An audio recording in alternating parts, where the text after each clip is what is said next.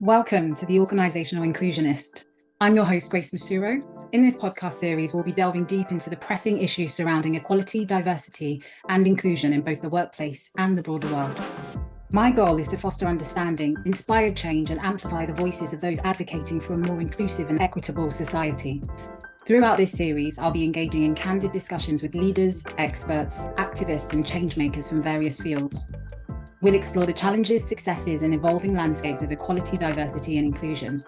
From dismantling systematic biases to promoting equal opportunities for all, we'll touch on a broad range of topics. But we won't stop at discussing problems. We'll actively seek out solutions and actionable steps to drive positive change. Our aim is to inspire and empower you, our listeners, to take an active role in making the world a better place for everyone. This is the Organisational Inclusionist. Let's get started. Welcome everyone to this episode of the Organisational Inclusionist. My name is Grace Mosuro and I am your host. And today I am joined by Anthony Horrigan. Anthony is the CEO of Spktral, and he'll talk you through what Spktral do in a second. But essentially today we're going to be talking about the gender pay gap and the recent round of reports that have gone in on that, and getting Anthony's insights on the process, the pain, the highlights, and really his advice for organisations wanting to get on top of it and to really do it justice. Anthony, thank you so much for joining me today. I would love it if you could please give our listeners a brief intro into who you are and the work that you do, please. Great. It's great to be here. Thank you very much for inviting me. So I set up Spktral, bit of a long history, but pretty much at the same time that gender pay gap reporting was coming into the consultation phase and then being released. And I saw an opportunity there because I thought it was a really kind of different kind of approach. Because if you think about it, everything to do with people is it's emotive. It's about individuals. But on the other side of it, you had these data points which are very robust and statistical. And I just worried that when you put the two together, you were going to get a lot of kind of errors and a lot of misinformation. And unfortunately, I was right. Fortunately, for the fact that I set up a company to try and help people manage this, but unfortunate in the fact that it's pretty widespread. So we have kind of evolved over time from just a kind of give you some data into more of a full-fat consultancy that helps people not only with obviously gender, but with other diversity metrics, and also just generally with the whole organizational change and evolution that needs to happen as any company kind of progresses through, their own market sector and just time in general. So that's what we do, and that's what we're attempting to help organizations with. Excellent. So in terms of the gender pay gap, obviously we've recently, I think it was the start of April, that organisations were required to submit last year or kind of that last period's gender pay reporting. So how did you find that process?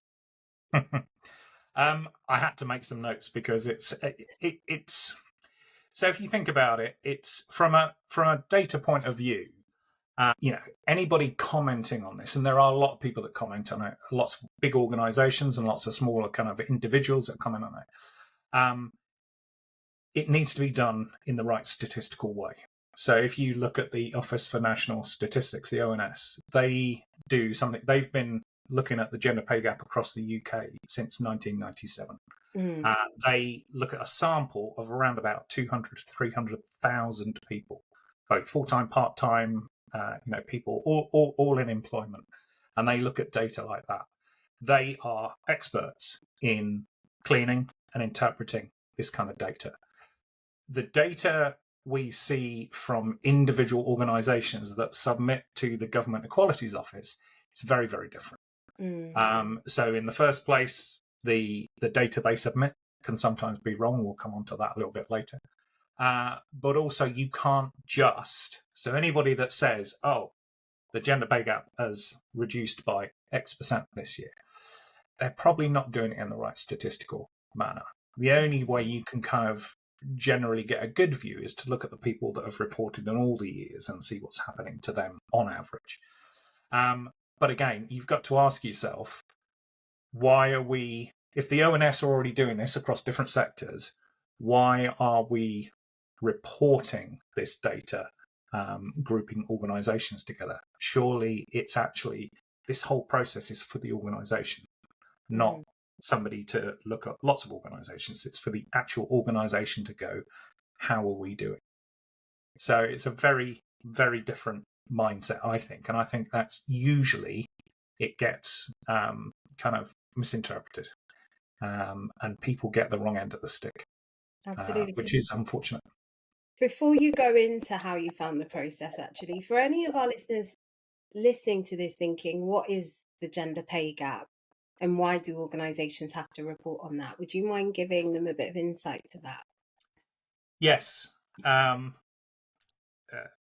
There is a joke I could say there, but basically, ignore the term gender pay gap is the first and most important piece of information I would say. And let's take the whole thing, gender pay gap reporting, and let's deconstruct that. So the first word, gender, brilliant. So we know we're talking about gender, but just be mindful, that's only two genders. It's a binary comparator. It does not encompass everyone that could potentially be in an organisation. Pay, okay, let's stick with pay. It's a good word. It says that we're looking at, kind of pay as a measure of, what people get. Fine. Gap. When you think of the term gender pay gap, and when you see it in the press, you will normally see either a set of scales with a man sat on, lower, or a man sat higher than a woman, which actually doesn't make sense because it means that the woman's got more. But you will see that kind of disparity. Sometimes you'll see a man and a woman on opposite sides of like a chasm, a gap. To me, that always suggests that it's a man versus a woman, which actually is equal pay if you think about it. Getting paid differently or getting different packages to people that are doing the same or similar work or work of an equal value. So again, it's not the right term. Pay gap is not the right term. And then the last word, reporting. Well, actually, if you can report something all day, you can look out the window and say it's raining. It doesn't change the fact that it's raining. You're not standing at the door giving people umbrellas or warning people to wait 20 minutes until it stops raining. You're just saying it's raining. So again, it doesn't really do anything. What is it actually about? It's actually about the differences in the representation of men and women throughout the pay range of any given organisation. So what does that mean? It means, where are people kind of in that pay range? Is there a trend that there's a group of highly paid men at the top of the organisation? Is there a trend that there's a cluster of low paid women at the bottom? Or are people evenly represented throughout the organisation? And when we say even, we don't mean 50-50 men and women, because again, is that fair? Is that right? It depends on the sector. But if it was 25% men and 75% women, wherever we look in the pay range, we should see that represented, 25-75. Not getting to the top of the organisation and having the organisation, as one company did, go, we're even, we're 50-50. You go, but you've got 75% women, so you're missing half the women you should have at the top of the organisation. So that's the kind of most important thing I'd say to take away from that, is stop thinking about gender pay gap reporting, start thinking about the representation of everyone. Take it from the percentage and start talking about the people. Excellent. I think that's a really important point, actually, is, even for myself, I did think it was about making sure that men and women were paid equally. But when you break it down in the way that you have done, that it's based on the breakdown of the demographic breakdown of the organisation in terms of gender, that is very illuminating, because I was not aware. So I'm sure other people are going to take that away as a light bulb moment. Thank you, Anthony. So how was it this year? How was it? Because obviously you've been doing this for a number of years now. What did you notice about this year's round of reporting? Yeah, I think, again, what I'm going to do is steer away from saying that it's improved by 0.1% or got worse by 0.1%. What I'll do is I will kind of still I'll still keep pushing the points that are really critical here, which is this is now 2023. April the 5th, 2017 was the first snapshot. And the regulations actually give you a whole year. So you've got until the end of the 4th of April, the following year, to actually submit your report. So here's some little numbers from high to low. So 75% of all employers, and we're talking over like 12,000 employers, 75% of them actually submitted their kind of, metrics with only a month to go. 75%. So 75% of them, waited near enough a whole year. So 11 months, waited up to 11 months to actually do that. 40% of the entire workforce or the entire kind of group actually did this with 1 week to go or less, with a lot of them actually submitting on the actual deadline day. And then a real critical one is 4% of all employers submitted late. And there's also a little known thing that the GEO just don't capture, which is the fact that because we have two deadlines, I don't know if you're aware, so we've got the public sector that have got a snapshot of the end of March, 31st of March. They have to have all their reports in by the end of the 30th of March. Okay. And then you've got the private and third sector, which the snapshot's on the 5th, and they have to have in by the following 4th of April. They have to have their submissions in. So what happens after the public sector submission date has passed, the GEO spin up the next year's folder, so 2024, and they put that as the primary folder. Now, what happens is if you are submitting late, then there is a reasonable chance, and let's say a 4% chance, that you're not going to put your 2023 data in the 2023 folder. You're just going to go, I've got to put it in, and end up putting it in the dominant folder, which is 24. So actually, a lot of the people, they may or may not have been late, but they've definitely put it in the wrong folder. So they have admitted to do it. So there are lots of, I would say there's no real progress. And let's go back to that word, reporting. If the idea of this is to report, then people at some point, mainly 40% within 1 month to go, report some numbers. That to me, it hasn't been set up for success. It hasn't been set up. What's your aim there? If your aim is for companies just to report, then kind of tick. If your aim is actually for people to understand what this is about, understand the nuances and intricacies of their own organization and how people are coming into it, moving up through it and leaking out of it, then it's unfit for purpose. The actual regulations do really nothing to actually show an organization who it is and how it's changing over time, and then to actually analyze that and go, we seem to have a leak here, or we seem to have a glass ceiling here, or we seem to have, it might be entirely appropriate. So you might have a group of low-paid women down here that are, for instance, customer-facing, client services, etc., and you just can't get men into that role. And it might be, say, for instance, in an organization where it gets very, very technical, and the people that you have up the top end of the pay range have actually have been doing that for 20 or 30 years. Well, right now, today, you're going to have very few women up there because very few women were doing it 20, 30 years ago.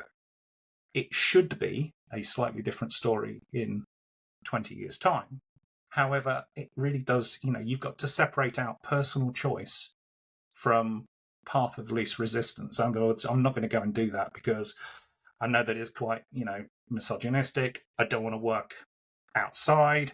It doesn't fit with the fact that I do have care and responsibilities. So again, any regulation, it should try and kind of give people the tools to be able to split out what they can't change from what they can, and then change what they can and see where they are, and then talk confidently and transparently about that situation, and encourage their employees to buy into the fact that they're as fair as they can be with the resources they've got.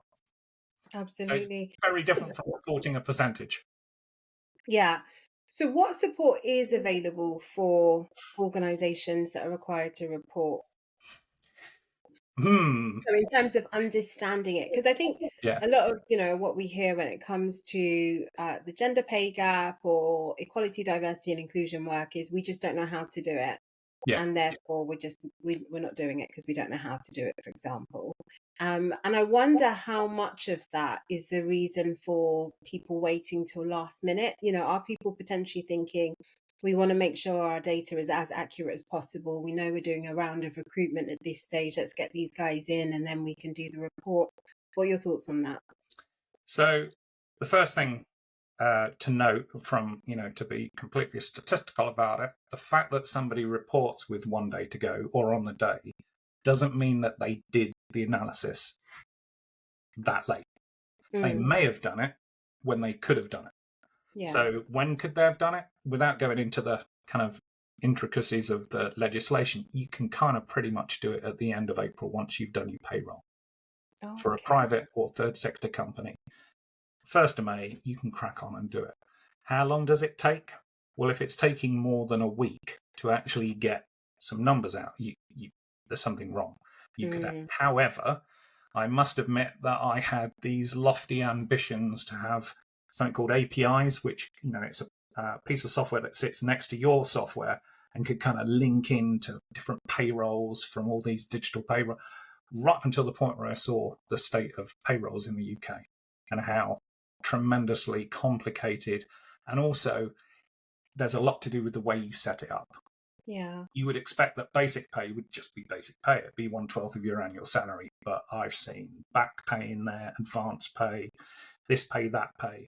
So again, it's quite tricky, but give it a week and you should have the metrics you require to actually produce some numbers. And when we're talking about the numbers, actually, there's the legislation contains it's two halves. It's got some very good, valid stuff. And it's got some stuff that was dragged into it from people looking at the ONS. Now, the ONS look UK-wide. And so a mean and median pay gap, i.e. looking at a huge sample of men and a huge sample of women and going, what's the difference between the average man in there and the average woman, or the middle man and the middle woman? That's entirely appropriate.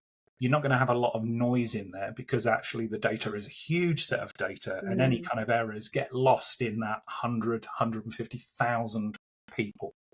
Whereas when you're in an organisation, the median size of an organisation in the UK that's covered by the gender pay gap reporting is 600 people. So you're talking 300, say potentially 300 men and 300 women. So actually any errors in those 300 men or women can significantly affect the middle person or the average person. And now let's take some sectors where, say, it's 75% men. You imagine, in a company of 600 people where you've only got something like 75 women. Imagine losing 5 women and 2 of them being directors. All of a sudden, your year-on-year just explodes. And people go, well, that's disgusting, that's wrong. And it's like, no, that's just, the question to ask is, why did they go? Where did they go? Yeah. Not, that's wrong. That number is wrong. It's always got to come back to the people. So again, it is. I don't envy, because if you think about it, this regulation comes out, it says you've got to do it every year. And somebody in senior leadership says, we've got to do it. And who do they get to do it? It's either going to be reward or it's kind of going to be HR. Rarely it might be just the finance function. In all cases, that's not good enough. It has to be a mix of people. It has to be, if you want to do it properly, if you want to analyze this, you're going to need somebody from payroll, you're going to need somebody from HR, somebody from learning development, internal talent team, if you've got it. It should be a group of people, and what's the aim? So that comes back to the very start of this, which is, what should be the first question that organisations consider if, say, for instance, they're just coming into scope of this and they're going to do it for the first time? And I think the most important conversation that has to be had at the most senior level and then communicated down and through the organisation is what does fair mean for us? Mm. Are we going to strive for 50-50 in a sector where we've got 80% men? Possibly not. Are we going to strive for complete representation across the board in a sector where the very highest paying jobs are with experience it's only gained from a specific job role that has predominantly been done by men for the last 100 years? Possibly not. So again, on top of that, once you think what fair is, what resources have we got to actually achieve it, and what kind of time frame are we talking? Yeah. Because this is a generational issue. And if it's a generational issue for gender, just imagine what it is for other metrics like ethnicity. You know, this is a long-term project that will outlast the CEO. In fact, it'll outlast the whole board. So it's got to be done right. Mm. So who needs to report on the gender pay gap? So it's any organisation in the UK, and when we say organisation, any legal entity. So obviously there are organisations that are multiple legal entities. Yeah. Any legal entity that has 250 or more employees as of the 5th of April in any given year. Excellent. So it's not super small, but it's also, if you think about the median employer being 600, it's not super huge either. And 250, as far as a population, is not a big number when it comes to statistics. Mm. Kind of variation in numbers with those smaller companies versus your kind of Barclays, HSBCs that are 20,000 plus. There's a massive difference between that size unbalanced and being small and imbalanced. And that's just statistics. Something that's, again, very rarely spoken about. It's not spoken about in the guide. And it's definitely not spoken about in the fact that the regulation demands that you put this mean and median pay gap out there.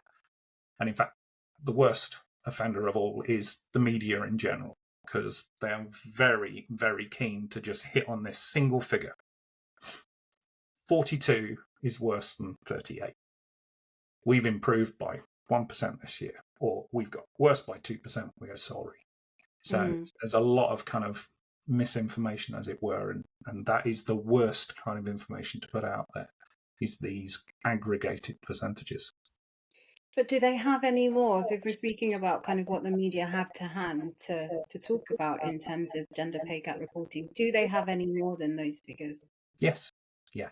So the next bit, so after your mean and median percentage, which is aggregated, you have a really good view, which actually talks about that word we spoke about at the start, representation.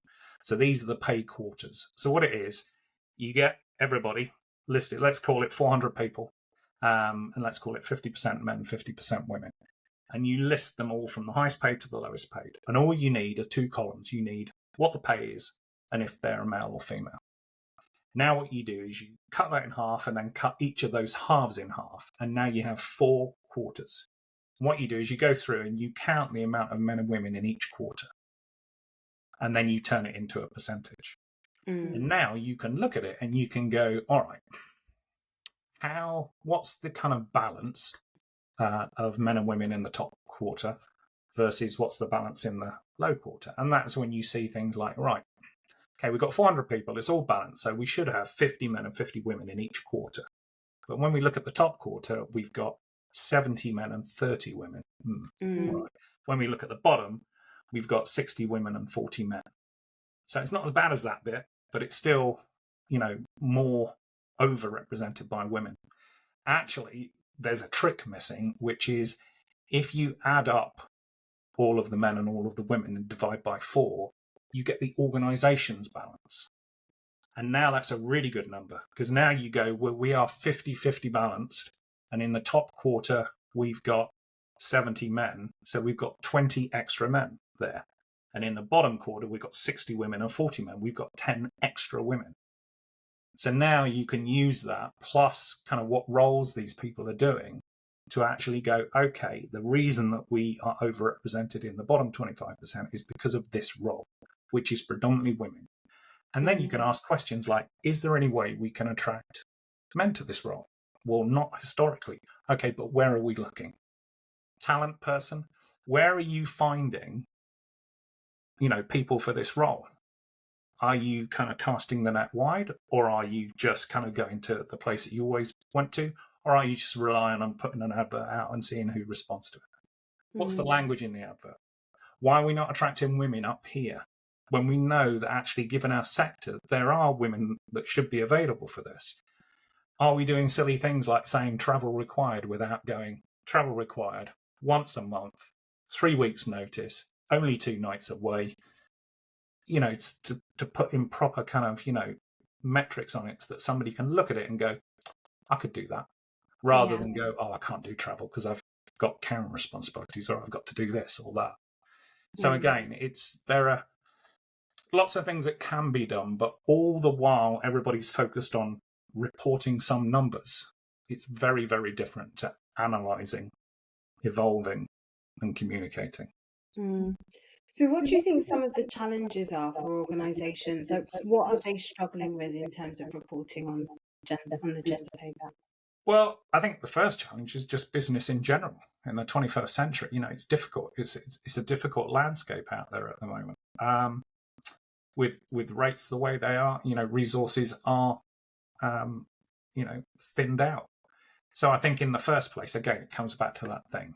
What do we think fair is? What resources have we got to get closer to it?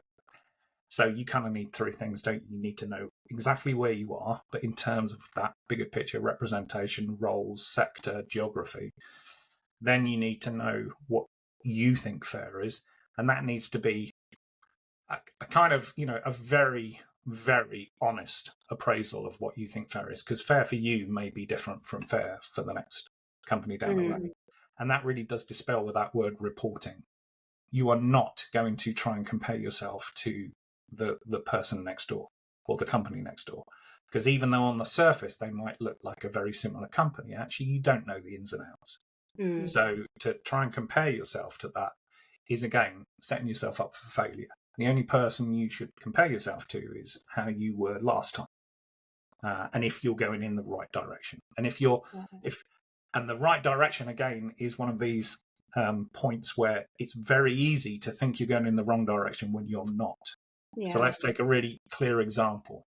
I'm a construction organisation, and historically, it's been very difficult for me to get women into those kind of, programs where they can become electricians, plasterers, etc., go on to sites.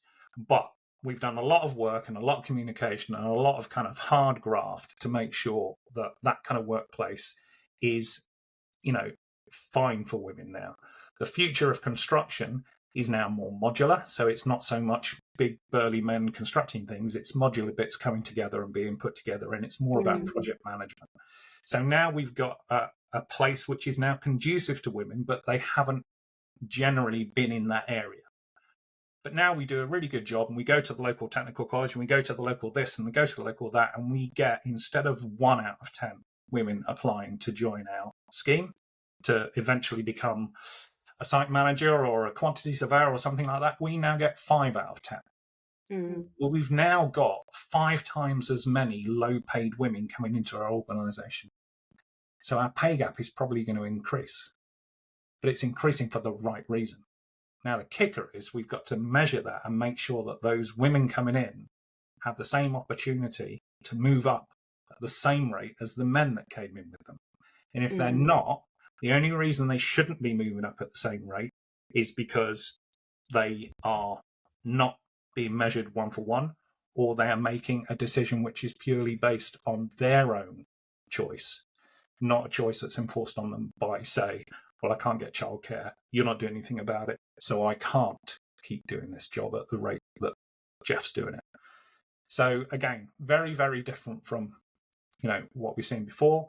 numbers increasing, but actually that's a positive thing. And very few Mm. companies actually realize that and cop to it and actually say, this is good. We're getting people in at the ground floor. Likewise, going up as well. Law firms promoting more partners, but their representation in the top 25% looking worse. Well, that's just because you're losing women into partners and you don't report on partners under the legislation. Mm. So actually, it could look as though you're losing women, but actually you're gaining partners. The kicker there is, what's the succession planning? Why aren't more associates, female associates going to senior associate, going to partner? So again, it sounds quite easy on the surface, but actually it's quite involved, and everything comes down to the way that the organization talks about itself. And if they're talking at kind of preschool level, or kind of, that kind of level, let's say primary school level, they're not going to be saying the right things. They're not going to be increasing confidence and trust in the employees that are in those groups. So say a woman or Asian or black, and looking at it and going, that makes sense. I see that. They're just going to be seeing these numbers increasing or these numbers decreasing and going, that's unfair. And they become more disconnected and less involved in it. And, it just doesn't work for anybody. Whereas given a proper kind of appraisal of what's happening and where things are going and the resources that are being put behind it and the little wins that are happening and sometimes the little setbacks, something like that really does encourage people to actually be a part of it and actually think, what can I do? Rather than just disconnect from it. Absolutely. For organisations who haven't yet hit the threshold of reporting, but are very close to it, so potentially will need to report next year, what advice would you give them on how they get ready for it? I mean, it's apart from being like 10 people, it's never too early to have an idea. It's never too early to set up the kind of process, as it were, because that is the tricky bit. There is a real tricky bit in how do you get the information out of your payroll system? How do you ensure that it tallies with, the intent of the legislation? Now, I say intent, I choose my words quite carefully because it's quite vague. You've got the legislation that says some things, and then you've got the kind of pay guide. There was an initial pay guide by ACAS, and then the Government Equalities Office kind of took that and owned it and shaped it into something a bit more. But there are still holes, still lots of holes. And there are lots of pieces of misinformation out there to do with some of the just literally one sentence. It's almost as if the legislation wasn't written by employment lawyers or statisticians. So you kind of think, well, who wrote it? Because some of it does allow for that. So again, having enough time to actually do a test run and actually go, does that look about right?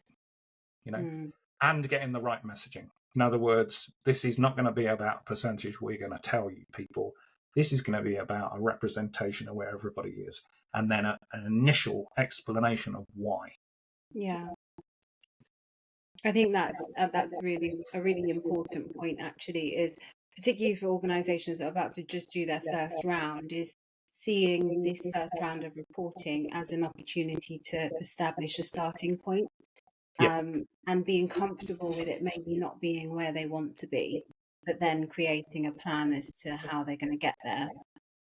And for those that have recently submitted and that, maybe have been doing this for a number of years, but still aren't hitting the mark on maybe the time frame they're submitting within, or just what they're reporting on, what advice would you have for them, Anthony? I think my first bit of advice would be, have a good look around your house. 40% of all UK PLCs are non-compliant in accordance with the regulations as they stand today. There are two different types there. You've got your kind of administrative kind of compliance issues, like the person, the director or equivalent that's supposed to be signing the report. That name isn't the name that's been put on the government equalities site. You've got things like you look at the document online and there isn't a confirmation statement from that director saying, I confirm that the data is accurate. These are all little things that, and when I say all little things, there are about 3 or 4 things you have to do.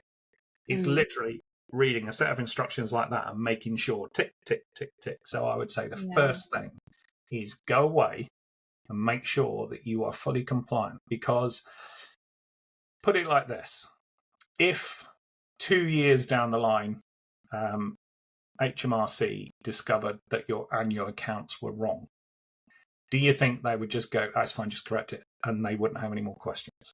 Or do you think they'd go, right, that's wrong. Actually, we looked at it and that's wrong. Right. Let's have a look. Where's your VAT? Let's have a look at this. Let's have a look. Right. You've got a full-on audit. So actually, you owe it to the people that you're writing this about, that you're doing this for, to actually do it properly. Give it, and you don't necessarily have to have, and again, I would caution against just getting, and I think there was what might have been, I don't know, interpreted maybe as a bit of bad kind of advice or rhetoric coming from the current government about this, when Kemi Badenoch said about this should be that and this. Actually, some of the stuff involved in there was really good, and it was don't outsource it. And what it means is don't outsource the whole thing.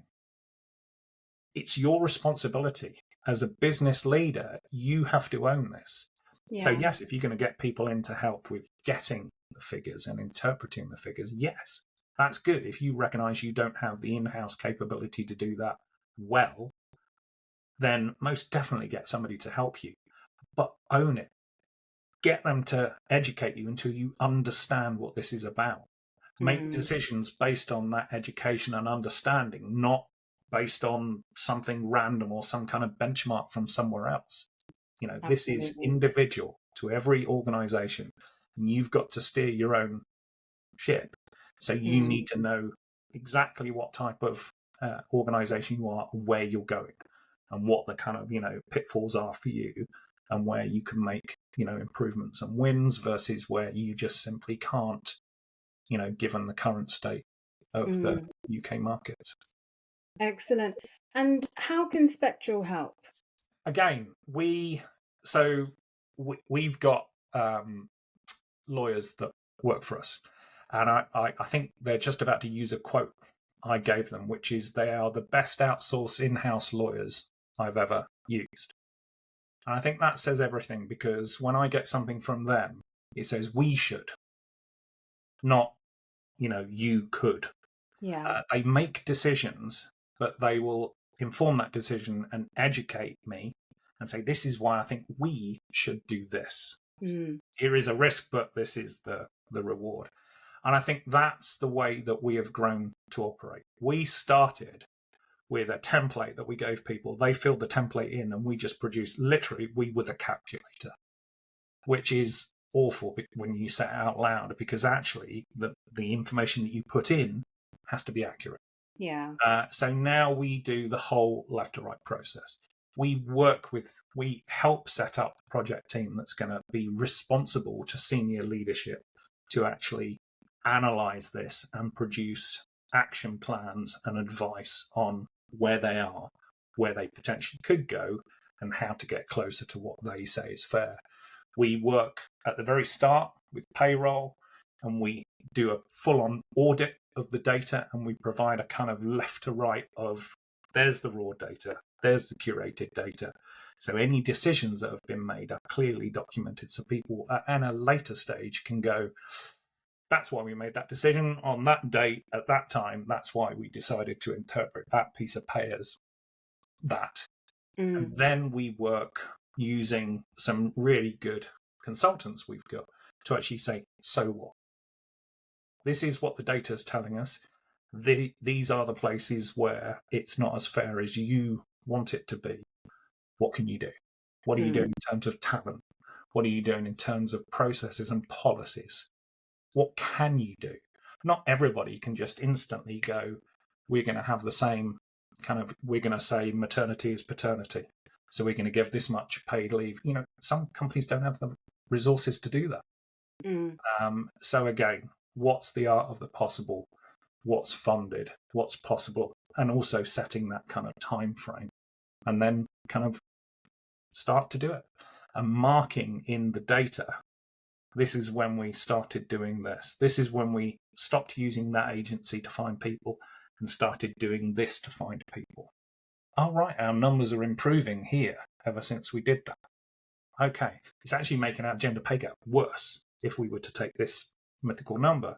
But actually, the representation is growing down here, and we've got plans, succession plans, and kind of education, reverse mentoring to actually get these people moving up and through the organisation. So again, we assist at every stage, and we're always there. We will always be, first and foremost, a statistically robust solution that actually comes out with the bare facts, whatever they may be.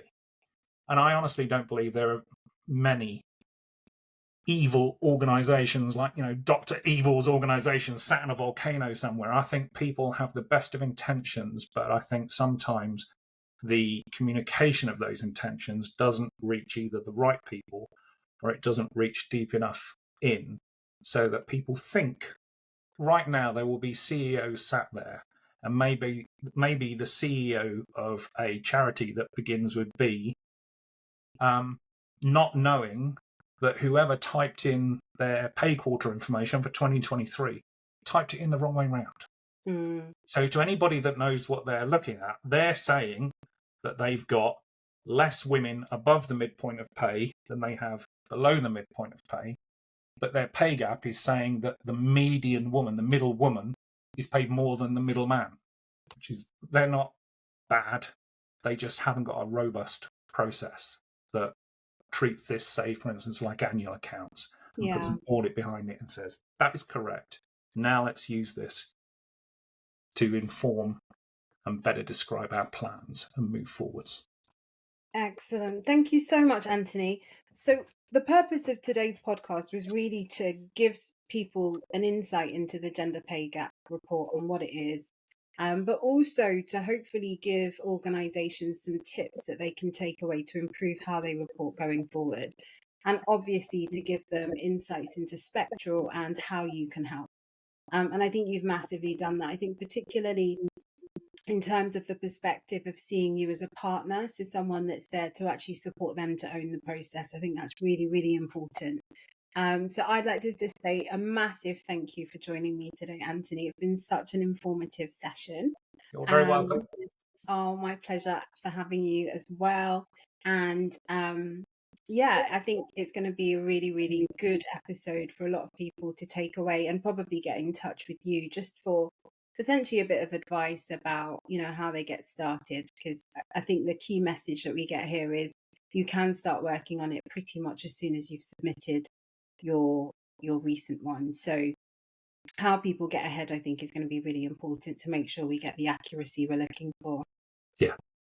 Thanks, Brilliant. Anthony. You're welcome. This podcast is brought to you by Acquaintance Consulting.